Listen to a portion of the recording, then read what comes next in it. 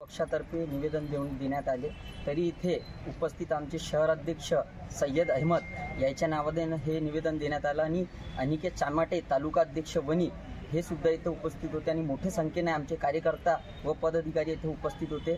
आज तुम्ही बघू शकता वनी शहरामध्ये शाळा व महाविद्यालय समोर एवढ्या ओव्हर स्पीडिंगमध्ये गाडी चालतात, तरी पण याच्याकडे दुर्लक्ष करतात पालक आणि पोलीस प्रशासनही याच्याकडे दुर्लक्ष करतात, तरी याच्याकडे कारवाई होत आहे।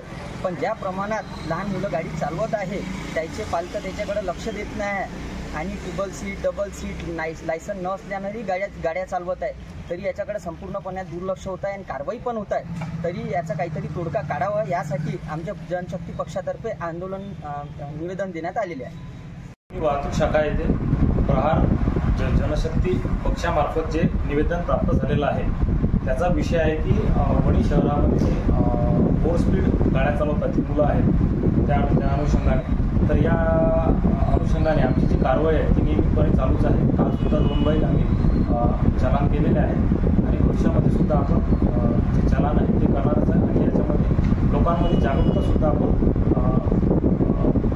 करणार आहोत। तर माझं या अनुषंगाने सर्व जो पालकवर्ग आहे त्या पालकवर्गाला सांगणे आहे की आपलं जे आहे जे मूल आहे ते गाडी चालवताना त्याचं 18 वर्ष पूर्ण झालेलं आहे का, त्याच्याकडे लायसन्स आहे का, या गोष्टीची पूर्तता करावी। जर लायसन्स असेल आणि त्याला गाडी व्यवस्थित चालवत असेल तरच त्याच्याकडे आपलं वाहन जे आहे ते द्यावं आणि आपल्या गाडीची जे डॉक्युमेंट्स आहेत ते पूर्तता करावी। सोबतच त्यांना सांगावं की गाडी चालवताना कमी स्पीडमध्ये चालावी।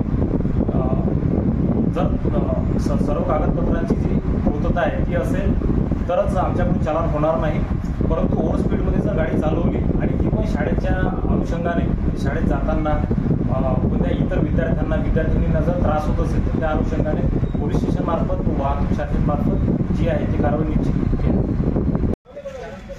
आज प्रहार जनशक्ती पक्षातर्फे ओव्हर स्पीड गाडी संदर्भात निवेदन देण्यात आले। वणी शहरात ओव्हर स्पीड गाडी आणि रायडर्स बाईकचा अतिशय धुमाकूळ चालू आहे। मागील काही महिन्यापासून अनेक वृद्धांचे बळीसुद्धा या ओव्हर स्पीडिंगमुळे गेले आणि कॉलेज परिसरात या ओव्हर स्पीड बाईकने अक्षरशः धुमाकूळ घातले। अल्पवयीन तरुण हे ओव्हर स्पीड बाईक घेऊन नागरिकांना आणि मुलींची छेड काढण्याचा प्रयत्न करत आहे। त्या संदर्भात आज वाहतूक शाखेला प्रहार जनशक्ती पक्षातर्फे निवेदन देण्यात आले आणि या बायकर्सवर कारवाईची मागणी करण्यात आली। अन्यथा प्रहारतर्फे या बायकर्सना पकडून आणण्याचे आम्ही त्यांना आश्वासन सुद्धा दिले।